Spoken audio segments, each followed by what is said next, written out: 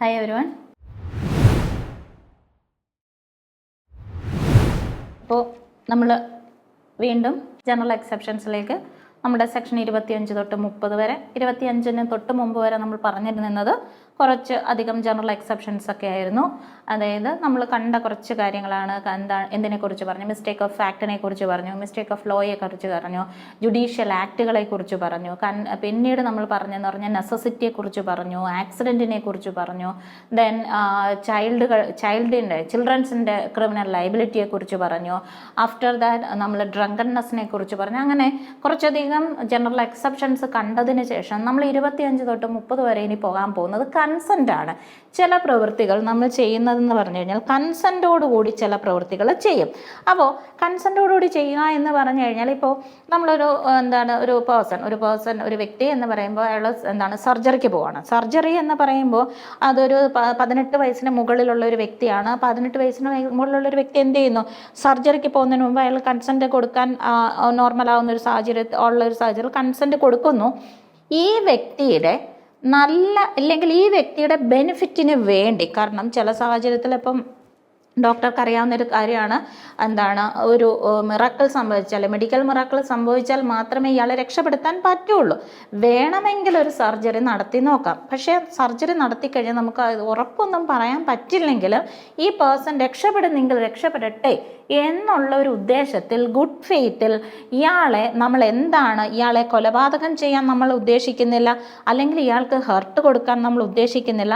അങ്ങനെയൊക്കെ ആ രീതിയിലാണ് നമ്മൾ അയാളോട് എന്ത് ചെയ്യുന്നത്. ഇപ്പോൾ ഈ ഡോക്ടറിൻ്റെ കേസ്, അപ്പോൾ സർജറി നടക്കുന്നു. ആഫ്റ്റർ ദാറ്റ് സർജറി കഴിഞ്ഞു. പക്ഷേ patient as A consequence of the surgery, പക്ഷെ സർജറി എന്ന് പറഞ്ഞത് ഡോക്ടറിൻ്റെ ഒരു നെഗ്ലിജൻസ് മൂലമൊന്നും അല്ല ആൾ മരിച്ചത്. ആൾക്ക് ഓൾറെഡി ഒരു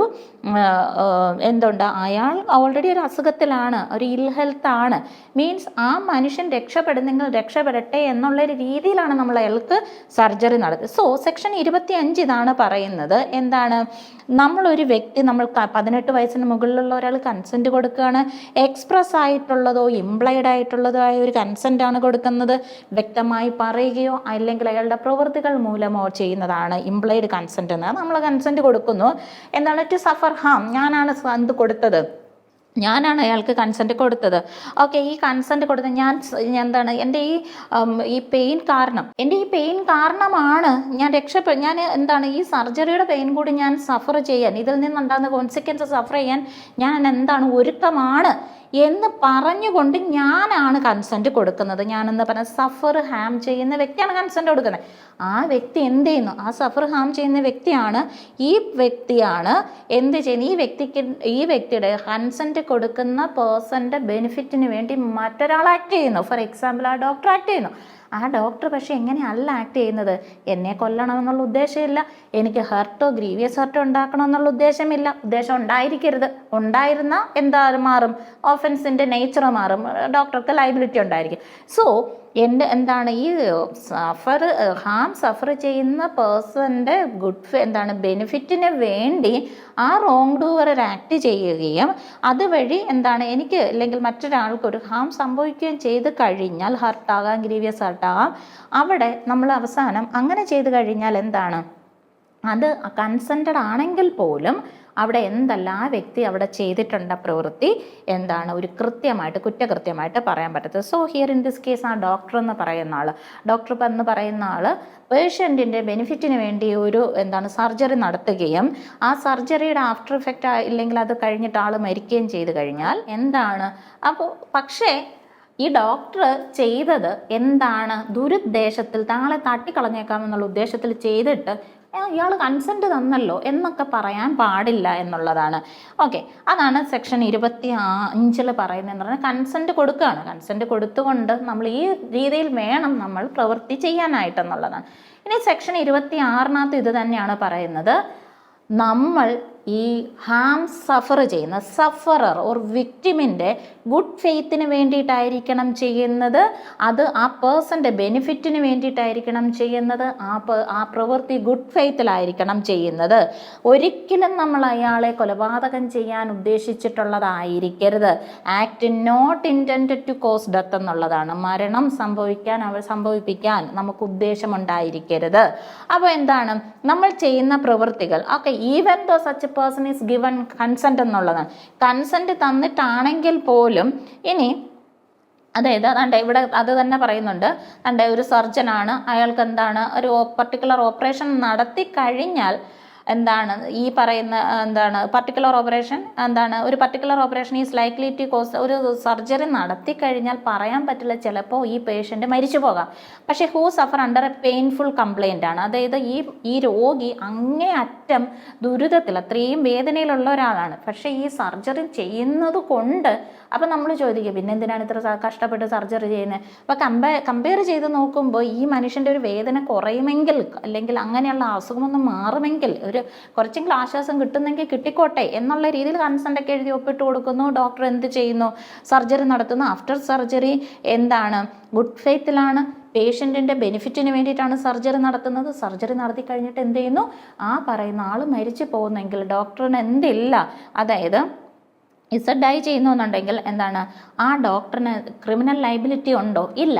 ക്രിമിനൽ ലയബിലിറ്റി വരാതിരിക്കണമെന്നുണ്ടെങ്കിൽ അത് കാരണം ഇതാണ്. ക്രിമിനൽ ലയബിലിറ്റി വരാതിരിക്കണമെന്നുണ്ടെങ്കിൽ എന്താണ് എന്തിനൊക്കെ വേണ്ടിയിട്ടായിരിക്കണം? ആ വിക്ടിം അല്ലെങ്കിൽ ഹാം സഫർ ചെയ്യുന്ന സഫററുടെ ഗുഡ് ഫെയ്ത്തിന് അല്ലെങ്കിൽ സഫററുടെ ബെനിഫിറ്റിന് വേണ്ടി ഗുഡ് ഫെയ്ത്തിൽ എന്ത് ഉണ്ടായിരിക്കരുത്? Not intended to cause death എന്നുള്ളത് ആയിരുന്നാൽ മാത്രമേ നമ്മൾക്ക് ഈ പറയുന്ന ബെനിഫിറ്റ് കിട്ടുകയുള്ളൂ.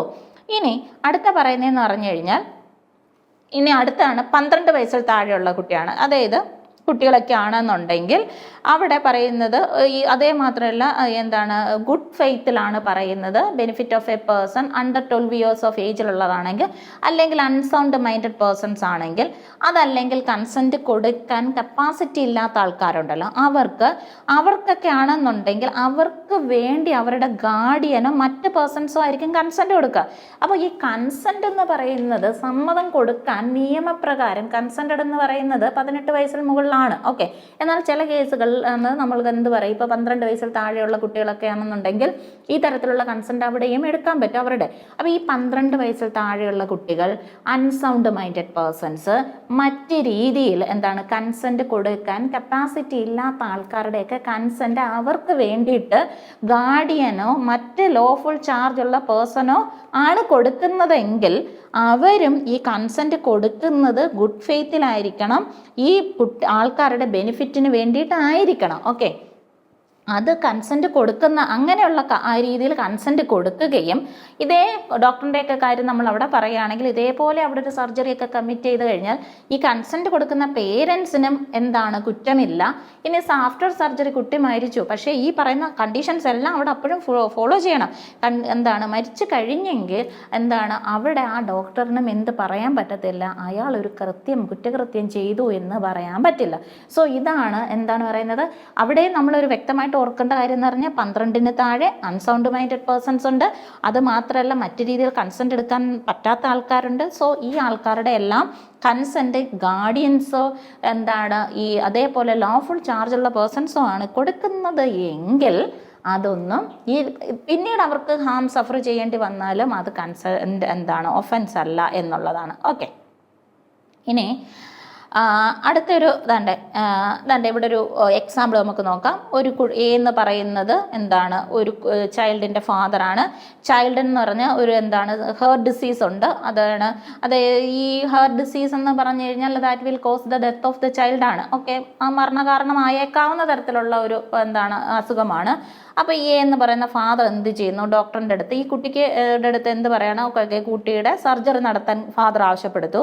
ഫാദർ എന്ന് പറയുന്നത് ഫാദറും സർജനും aware of the fact that surgery may result in the death of the child. ഈ സർജറി എന്ന് പറഞ്ഞ ഡിസീസ് ഉള്ളതാണെങ്കിൽ രക്ഷപ്പെടണം എന്നില്ല, ചിലപ്പോൾ മരിച്ചു പോകാം. ഓക്കെ, പക്ഷേ ഈ കൺസെൻറ്റ് ഈ അച്ഛൻ കൊടുത്തത് ഗുഡ് ഫെയ്ത്തിലാണ്. മകൻ രക്ഷപ്പെടുന്നെങ്കിൽ രക്ഷപ്പെടട്ടെ എന്നുള്ള ഗുഡ് ഫെയ്ത്തിലാണ് കൊടുക്കുന്നത്. To save the child and for the benefit of the child ആണ്. ഓക്കെ, ഒരു ദിവസം അത്രയും കുട്ടി നന്നായിരിക്കട്ടെ എന്ന് കരുതിയിട്ട് ഫാദറും അങ്ങനെ തന്നെ ആകട്ടെ എന്ന് കരുതി ഡോക്ടറും ചെയ്യുമ്പോൾ ഇനി കുട്ടി മരിച്ചു എന്ന് കരുതുക. Okay, there is no offence. ആ രണ്ട് പേരും എന്ത് ചെയ്തിട്ടില്ല? ഒഫൻസ് ചെയ്തിട്ടില്ല. ഓക്കെ, അതാണ് സെക്ഷൻ പറയുന്നത്. ദെൻ അത് പറയുന്ന സെക്ഷൻ 26 ആണ്. ദെൻ നമ്മൾക്ക് വേണ്ടത് 28 ആണ്. 28-ൽ മിതേഷിനെ പിടിച്ചുകൊണ്ടുപോയി ഭീഷണിപ്പെടുത്തി കള്ളത്താക്കോൽ ഉണ്ടാക്കി തരാൻ വേണ്ടിയിട്ട്, അല്ലെങ്കിൽ ജിതേഷിനെ പിടിച്ചുകൊണ്ട് പോകുന്നു. മിതേഷിനെ പിടിച്ചുകൊണ്ട് പോകുന്നു. മിതേഷിൻ്റെ വില്ലിന് എഗെയിൻസ്റ്റ് ആയിട്ട് പേടിപ്പിച്ച് ഭീഷണിപ്പെടുത്തി, അണ്ടർ ഫിയർ അല്ലെങ്കിൽ മിസ്കൺസെപ്ഷനാണ്, പേടിച്ചിട്ടാണ്. ഇല്ലെങ്കിൽ ഞാൻ ഇങ്ങനെ കൃത്യം ചെയ്തില്ലെങ്കിൽ അത് ചെയ്യാൻ വേണ്ടിയിട്ട് കൺസെൻറ്റ് കൊടുക്കണം. അങ്ങനെ പേടിച്ച് മിസ്കൺസെപ്ഷൻ, വസ്തുത പൂർണ്ണമായിട്ട് നമ്മൾ മനസ്സിലാക്കാതെയൊക്കെയാണ് നമ്മൾ കൺസെൻറ്റ് കൊടുത്തതെങ്കിൽ ആ കൺസെൻറ്റായിട്ട് എടുക്കുകയേ ഇല്ല. അപ്പോൾ ഒരു കൺസെൻറ്റ് ഒരു വ്യക്തി കൊടുക്കുന്നത് അണ്ടർ ഫിയർ ഓഫ് ഇഞ്ചുറിയാണ്. എന്നെ ഉപദ്രവിക്കും എന്നുള്ള ഒരു പേടിയിൽ നിന്നാണ് ഞാൻ കൺസെൻറ്റ് കൊടുത്തതെങ്കിൽ, അല്ലെങ്കിൽ മിസ്കൺസെപ്ഷൻ ഓഫ് ഫാക്റ്റ് ആണ്. വസ്തുതകൾ ഞാൻ എങ്ങനെയാണ് ചെയ്തത്? മിസ്അണ്ടർസ്റ്റുഡ് ചെയ്തതാണെങ്കിൽ ഇങ്ങനെ ചെയ്യുന്ന ആൾക്കാർ അല്ലെങ്കിൽ the person who's doing the act, അല്ലെങ്കിൽ he has the reason to believe that consent was given in consequence of such fear or misconception. അതായത് നോർമൽ കേസിൽ ഞാൻ കൺസെൻറ്റ് കൊടുക്കില്ല. ഞാൻ എങ്ങനെയാണ് ഈ കൺസെൻറ്റ് കൊടുത്തിരിക്കുന്നത്? പേടിച്ചിട്ടാണ്, എന്നെ ഉപദ്രവിക്കും എന്ന് പേടിച്ചിട്ടാണ്. ഫിയർ കൊണ്ടാണ്, fear of injury or misconception of ഫാക്റ്റിന്മേലാണ് ഞാൻ കൺസെൻറ്റ് കൊടുത്തിരിക്കുന്നത് എന്നുള്ള ബോധ്യം എനിക്കുണ്ടായിരിക്കണം. അല്ലാത്ത പക്ഷം അതെന്തായിട്ട് മാറും? അത് ഒഫൻസായിട്ട് മാറും. സോ അവിടെ ഒരു ഒരു വ്യക്തി കൺസെൻറ്റ് കൊടുക്കുന്നതെന്ന് പറഞ്ഞു കഴിഞ്ഞാൽ അൺസൗണ്ട്നെസ് ഓഫ് മൈൻഡിലായിരിക്കുമ്പോഴാണ്. അതല്ലെങ്കിൽ അദ്ദേഹം ഇൻടോക്സിക്കേറ്റഡ് ആയിരിക്കുന്ന സമയത്താണ് ഒരു കൺസെൻറ്റ് കൊടുക്കുന്നത്. ഇനി അതല്ല എന്നുണ്ടെങ്കിൽ എൻ്റെ അടുത്ത് ഞാൻ വളരെ അൺകോൺഷ്യസ് ആയിട്ടിരിക്കുന്ന ഒരു അവസ്ഥയിൽ ഒരു ഡോക്യുമെൻ്റ് കൊണ്ടുവരാൻ എൻ്റെ അടുത്ത്. ഡോക്യുമെൻ്റ് കൊണ്ടുവരുമ്പോൾ എന്നെക്കൊണ്ട് അത് സൈൻ ഇടും. എനിക്കപ്പോൾ ഇതെന്താണ് സാധനമെന്നോ അതതിനകത്ത് അതൊന്നും എനിക്ക് അറിയാൻ വയ്യ. അപ്പം ഞാൻ ഈ കൺസെൻറ്റ് എഴുതി, അപ്പം ഞാനൊരു പ്രോപ്പർട്ടി സെയിൽ ചെയ്യുന്നതായിട്ടാണ്. അപ്പോൾ എല്ലാം എഴുതി തയ്യാറാക്കി വെച്ചു, എൻ്റെ കയ്യിലേക്ക് കൊണ്ടുവരുന്നു, ഞാൻ സൈൻ ഇട്ട് കൊടുക്കുന്നു. അപ്പോൾ അത് ഞാൻ അയാൾക്ക് സെയിൽ ചെയ്തതായിട്ട് പറയാൻ പറ്റുമോ? ഇല്ല. ഞാൻ ഏത് അവസ്ഥയിലാണ്? അൺകോൺഷ്യസ് ഓഫ് മൈൻഡാണ്, അല്ലെങ്കിൽ അൺസൗണ്ട്നെസ് ആയിട്ടിരിക്കുകയാണ്, ഡ്യൂ ടു ഇൻടോക്സിക്കേഷൻ ആണ്. എനിക്ക് അറിഞ്ഞുകൂടാ ഇതന്നെ enables to understand the nature and the consequence of that എന്നുള്ളതാണ്. ഞാൻ എന്താണ് ഈ ചെയ്തത്? എന്തിനാണ് ഞാൻ സൈൻ ഇട്ട് കൊടുത്തത്? ഇവരെന്ത് കൊണ്ടുവന്നതെന്നൊന്നും എനിക്ക് അറിയാൻ വയ്യെങ്കിൽ പിന്നീട് നമുക്കത് പ്രൂവ് ചെയ്തെടുക്കാം. ഞാൻ അങ്ങനെയാണ് കോടതി സൈൻ ഇട്ട് കൊടുത്തത്, എനിക്ക് അറിഞ്ഞുകൂടാ. അപ്പോൾ അതൊരു കൺസെൻ്റായിട്ട് കൺസിഡർ ചെയ്യില്ല. ഇല്ലെങ്കിൽ എന്ത് ചെയ്യണം? Unless the contrary is proved എന്നുള്ളതാണ്. മറിച്ച് തെളിയിക്കുന്നത് വരെ നമ്മൾ ഇങ്ങനെയായിട്ട് നടന്നതായിട്ട് കണക്കാക്കും. ഓക്കെ, ഇനി unless the contrary appears from the context if the consent is given by a person who is. ഇനി അതുമാത്രമല്ല, 12 വയസ്സിൽ താഴെയുള്ള ഒരു കൊച്ചാണ് കൺസെൻറ്റ് തന്നതെങ്കിലും അത് കൺസെൻ്റായിട്ട് എടുക്കത്തതുമില്ല.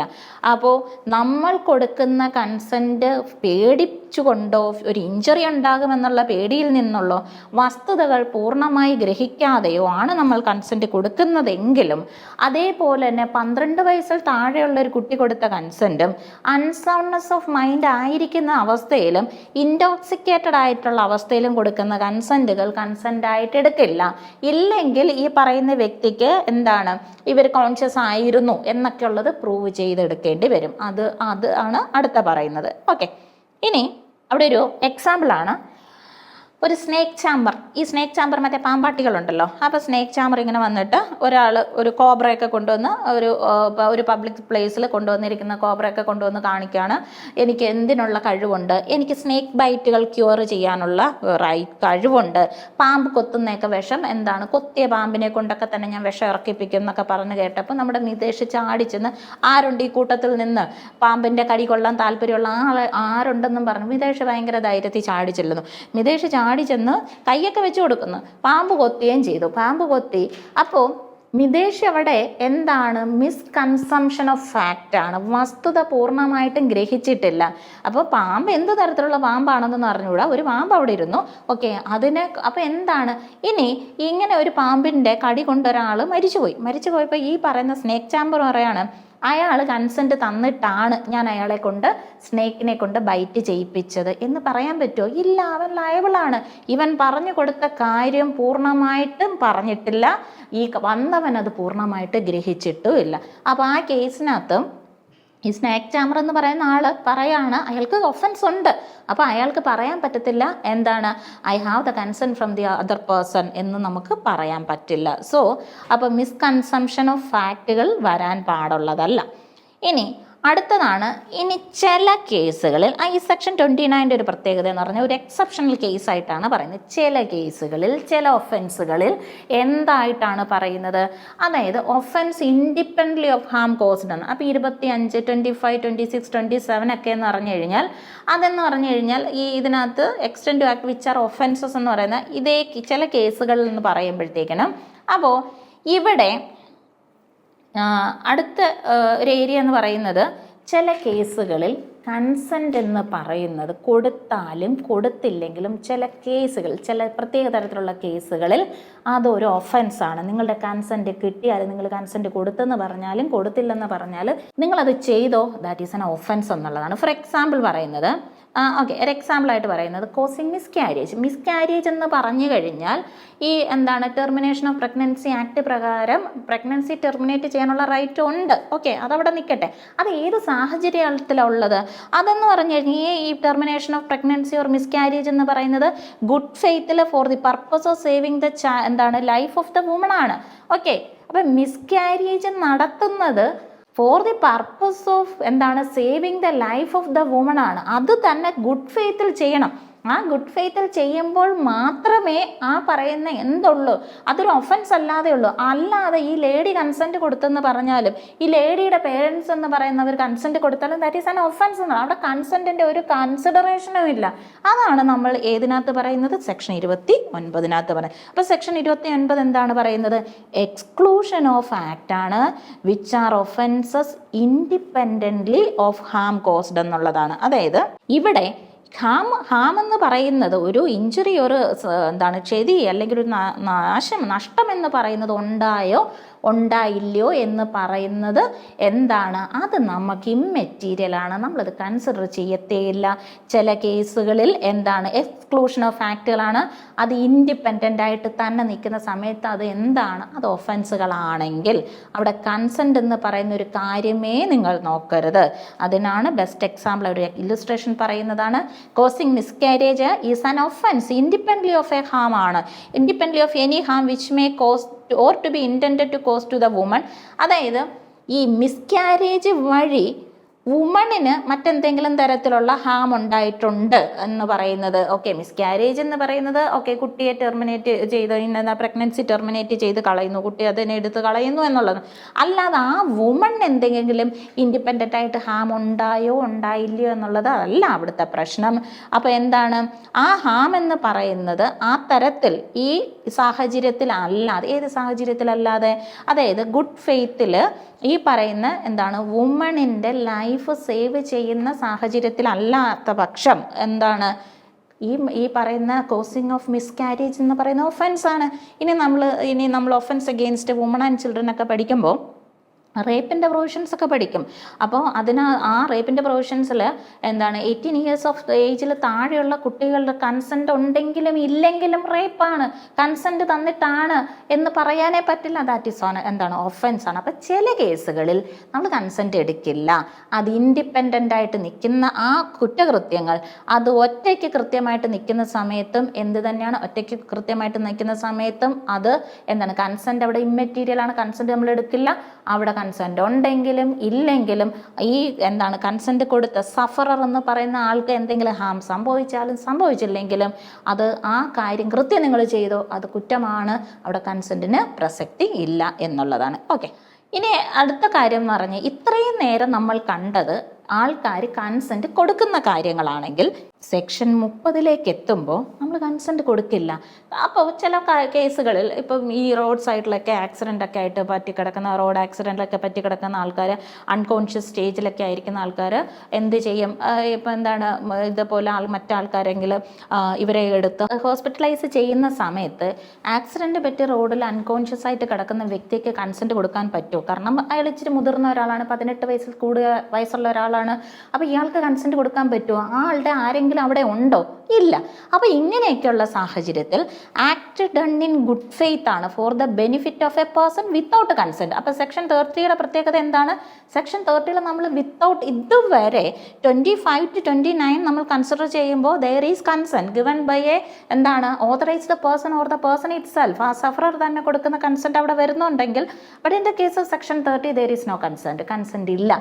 കൺസെൻറ്റ് ഇല്ലാത്ത ചില പ്രത്യേക സാഹചര്യങ്ങളിലാണ്. അപ്പോൾ ഈ കണ്ടീഷൻ സെക്ഷൻ 30 പറയുന്ന കണ്ടീഷൻസ് വേണമെന്നുണ്ടെങ്കിൽ ഇവിടെ ചെയ്യുന്നതും ഗുഡ് ഫെയ്ത്തിലായിരിക്കണം ചെയ്യേണ്ടത്. എക്സാമ്പിളാണ് പറയുന്നത്, മറ്റേ ഈ ആക്സിഡൻറ്റ് പറ്റി കിടക്കുന്ന ആൾക്കാരെയൊക്കെ കൊണ്ട് ചെല്ലുമ്പോൾ ഇമ്മീഡിയറ്റ് ആയിട്ട് സർജറി നടത്തുന്നു ഡോക്ടേഴ്സ്. അത് വെദർ ഇറ്റ് ഈസ് എന്താണ് government hospital or private hospital, അത് ആ പറയുന്നതെന്ന് പറഞ്ഞു കഴിഞ്ഞാൽ എന്താണ് ആ തരത്തിൽ റൈറ്റ് മെഡിക്കൽ എന്താണ് അറ്റൻഷൻ കിട്ടുക എന്നുള്ളത് നമ്മുടെ റൈറ്റ് കൂടിയാണ്. ഓക്കെ, 21 അനുസരിച്ച് ആർട്ടിക്കിൾ 21 അനുസരിച്ച് റൈറ്റും കൂടിയാണ്. സോ അതൊക്കെ അവിടെ നിൽക്കട്ടെ. അപ്പോൾ ഇങ്ങനെ കൊണ്ടുവരുന്ന ഒരു വ്യക്തിയെ സർജറി ചെയ്തുന്നത് എന്ന് പറയുന്നത്, ഇല്ലെങ്കിൽ അത് കമ്മിറ്റ് ചെയ്യുന്നതെന്ന് പറഞ്ഞു കഴിഞ്ഞാൽ എന്താണ് ഗുഡ് ഫെയ്ത്തിലാണ് ചെയ്യുന്നത്. അത് മാത്രമല്ല, ഇടയ്ക്കൊക്കെ നമ്മൾ കേട്ടിട്ടില്ലേ, ഇടയ്ക്ക് വെച്ചുള്ള ഒരു ഇതായിരുന്നു ഈ തമിഴ്നാട്ടിലൊക്കെ പോകുന്ന എല്ലാ ആൾക്കാരും എന്താണ് കൂടുതലും ഈ വെഹിക്കിൾ ആക്സിഡൻറ്റുകൾ പറ്റുന്ന ഒരു കേൾവിയാണ്. അത് എത്രത്തോളം ശരിയാണെന്ന് അറിയില്ല. അവിടെ ചെല്ലുന്നു ഈ എന്താണ് ഓർഗൻസ് ഒക്കെ എടുക്കാൻ വേണ്ടിയിട്ടാണെന്നൊക്കെ പറഞ്ഞുകൊണ്ടൊരു ഇതൊക്കെ ഉണ്ടായിരുന്നു. ഇപ്പോൾ അത്ര കേൾക്കാനില്ല. എനിവേ, അപ്പം ചില കേസുകളിലും മനഃപൂർവ്വം ആക്സിഡൻറ്റ് വരുത്തുന്നു. അതൊന്നും ആയിരിക്കരുത് ലക്ഷ്യം. അവിടെ കിടക്കുന്ന എന്താണ് ഒരു മനുഷ്യനെ നമ്മൾ ഹോസ്പിറ്റലൈസ് ചെയ്യുന്നു, അവന് കൺസെൻറ്റ് ഇല്ലാതെ തന്നെ സർജറി നടത്തുന്നത്, രക്ഷപ്പെടുന്നെങ്കിൽ രക്ഷപ്പെടട്ടെ എന്നുള്ള ഇതിലാണ്.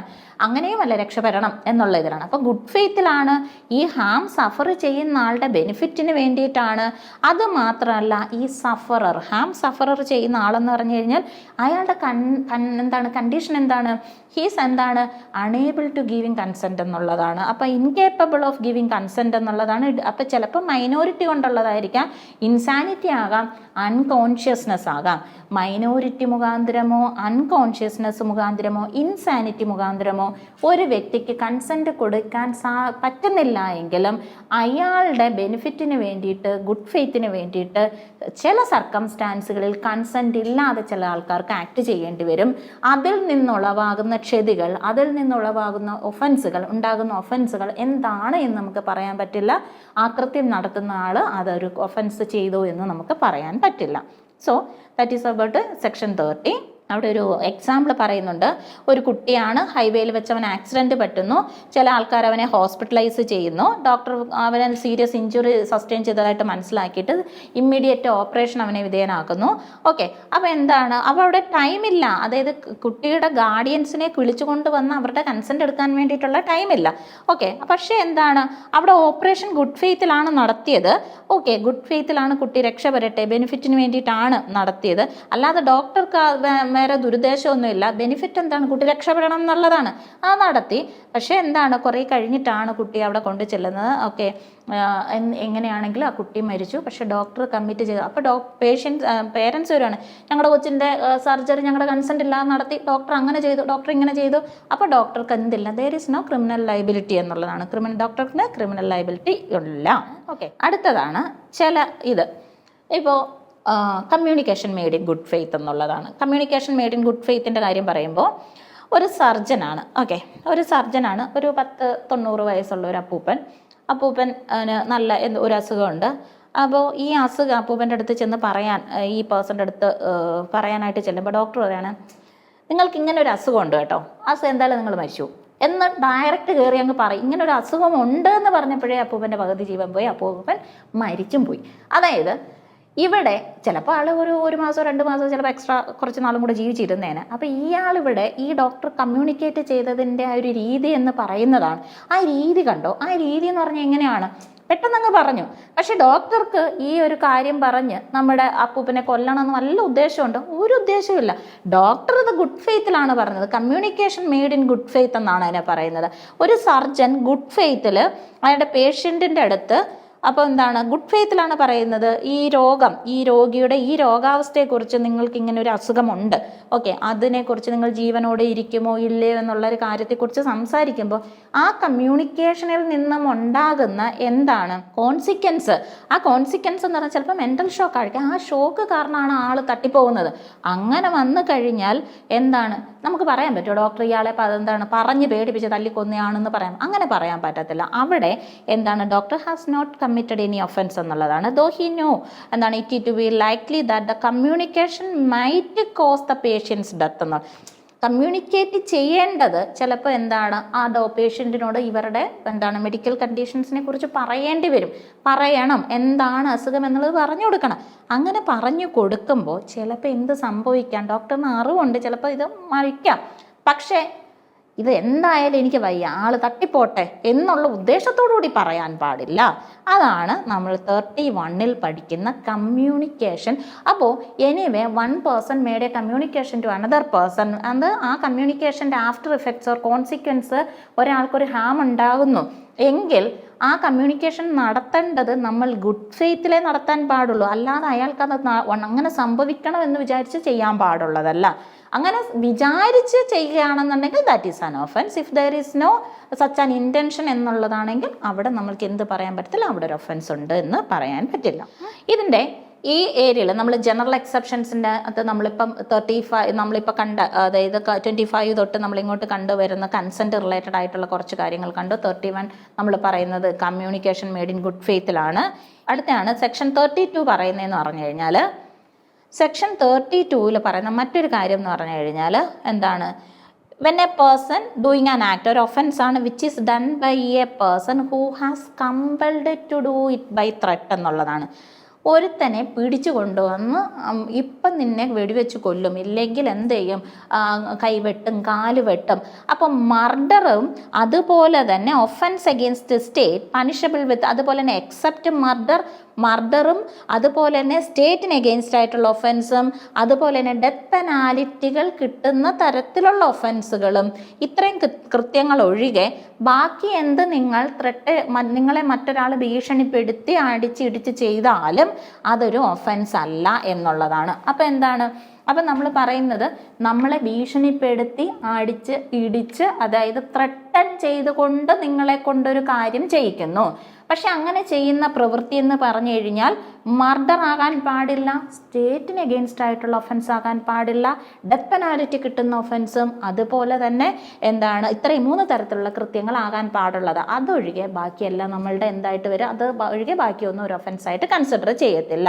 അത് മാത്രമല്ല, ഇപ്പോൾ നമ്മൾ വിദേശിനെ പിടിച്ചു കൊണ്ടുവന്ന് അടിച്ച് ഇടിച്ച് പീഡിപ്പിച്ച് ഭീഷണിപ്പെടുത്തി നമ്മൾ എന്ത് ചെയ്യാണ്, അപ്പോൾ വിദേശിൻ്റെ മനസ്സിൽ എന്താണ്, അതായത് there is a reasonable apprehension in his mind. എന്തുണ്ടായിക്കഴിഞ്ഞോ, ഡെത്ത്, ഇൻസ്റ്റൻറ്റ് ഡെത്ത് എന്ന്, അല്ലെങ്കിൽ ഇവന്മാർ ഞാനിത് ചെയ്തില്ലെങ്കിൽ ഇവരെല്ലാം കൂടി എന്നെ തല്ലിക്കൊല്ലും എന്നുള്ള ഒരവസ്ഥയിൽ നിന്നാണ് നമ്മുടെ വിദേശീയ പ്രവൃത്തി ചെയ്തിട്ടുള്ളത് എങ്കിൽ ഓക്കെ.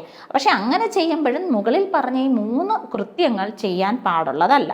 അത് മാത്രമല്ല, ഇനി അവിടെ പറയുന്നതെന്ന് പറഞ്ഞു കഴിഞ്ഞാൽ നമ്മുടെ മിതേഷ് എന്ന് പറയുന്ന ആൾ എന്താണ്, മിതേഷിനെ ഉപദ്രവിക്കുമെന്ന് പേടിച്ചിട്ടാണ് ഒരു കൂട്ടക്കവർച്ച നടത്തുന്ന ആൾക്കാരുടെ ഗാങ് ഓഫ് ഡെക്കോയിറ്റ്സിൻ്റെ കൂടെ പോയി എന്താണ് ഇവിടുന്ന് പിന്നെ നാട് വിട്ടു പോയതാണ്. അപ്പോൾ എന്താണ് അവിടെ എന്നെ ഉപദ്രവിക്കുമെന്നുള്ളൊരു ഭീഷണിയിലാണ് ആര് ചെന്ന് ഈ ഗാങ് ഓഫ് ഡെക്കോയിറ്റ്സിൻ്റെ കൂടെ ചേർന്ന് മിതേഷ് ചേർന്നത്. അവിടെ ചേർന്ന് കഴിഞ്ഞപ്പോൾ ഇവന്മാരുടെ സ്വഭാവം മനസ്സിലായി. ഇനി മനസ്സിലായിട്ടും അവിടെ കണ്ടിന്യൂ ചെയ്ത് നിൽക്കുകയാണെങ്കിൽ ഇവിടെ എന്ത് കിട്ടത്തില്ല, അയാൾക്ക് ആ എക്സെപ്ഷൻ കിട്ടില്ല എന്നുള്ളതാണ്. ഓക്കെ, ജോയിൻ ചെയ്തത് ആരുടെ ഭീഷണി മൂലമാണ്? ലവന്മാരുടെ ഭീഷണി മൂലമാണ്, ആയിക്കോട്ടെ. അപ്പോൾ ഈസ് നോട്ട് എന്നുള്ളതാണ്, is not entitled to get the benefit എന്നുള്ളതാണ്. ഈ ബെനിഫിറ്റ് അയാൾക്ക് കിട്ടുന്നില്ല. അപ്പോൾ നിങ്ങളൊരു ഗ്യാങ്ങിൽ ചെന്ന് ചേർന്നു, ഓക്കെ, പക്ഷേ ഗ്യാങ്ങിൻ്റെ സ്വഭാവം അറിഞ്ഞുകൊണ്ട് വീണ്ടും അവിടെ കണ്ടിന്യൂ ചെയ്താൽ പ്രശ്നമാണ്. അടുത്ത നമ്മൾ ചെയ്യാൻ പോകുന്നതെന്ന് പറഞ്ഞാൽ ഒരു ഗാങ് ഓഫ് ഡെക്കോയിറ്റ്സ് ഒരാളെ ഭീഷണിപ്പെടുത്തിക്കൊണ്ട് ഒരു കാര്യം ചെയ്യിപ്പിക്കുകയാണ്. ഫോർ എക്സാമ്പിൾ, ഒരു ബ്ലാക്ക് സ്മിത്തിനെ കൊണ്ടുവന്ന് ഡോറ് തല്ലിപ്പൊളിപ്പിക്കുകയാണ്, ഡോറ് ഓപ്പൺ ചെയ്യിക്കുകയാണ്. അപ്പോൾ ബ്ലാക്ക് സ്മിത്തിനെ സംബന്ധിച്ച് ഇത് ചെയ്തു കൊടുത്തില്ലെങ്കിൽ അയാളെ എന്ത് ചെയ്യുമാരെല്ലാം കൂടി തല്ലിക്കൊല്ലും എന്നുള്ള സാഹചര്യത്തിലാണ് ചെയ്യുന്നതെങ്കിൽ he's entitled to the benefit of this section എന്നുള്ളതാണ്. ഈ എക്സെപ്ഷൻ്റെ ബെനിഫിറ്റ് അയാൾക്ക് കിട്ടും. ഇനി ലാസ്റ്റ് ഒരു ഏരിയ ആണ് ട്രിഫിൾസ്. ട്രിഫിൾസ് എന്ന് പറഞ്ഞു കഴിഞ്ഞാൽ സ്ലൈറ്റ് ഹാം എന്നുള്ളതാണ്.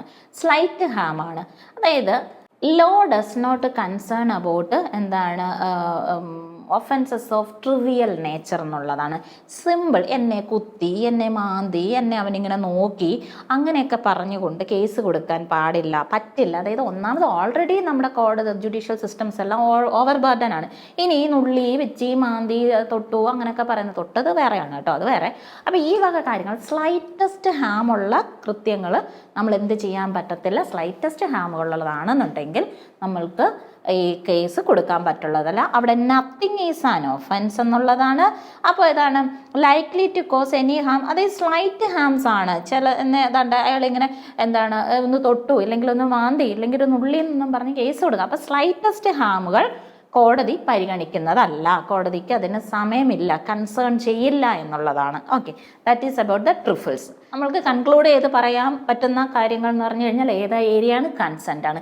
കൺസെൻ്റ് കൊടുക്കുന്ന കാര്യങ്ങളുമുണ്ട്, കൺസെൻ്റ് കൊടുക്കാൻ പറ്റാത്ത കാര്യങ്ങളുമുണ്ട്.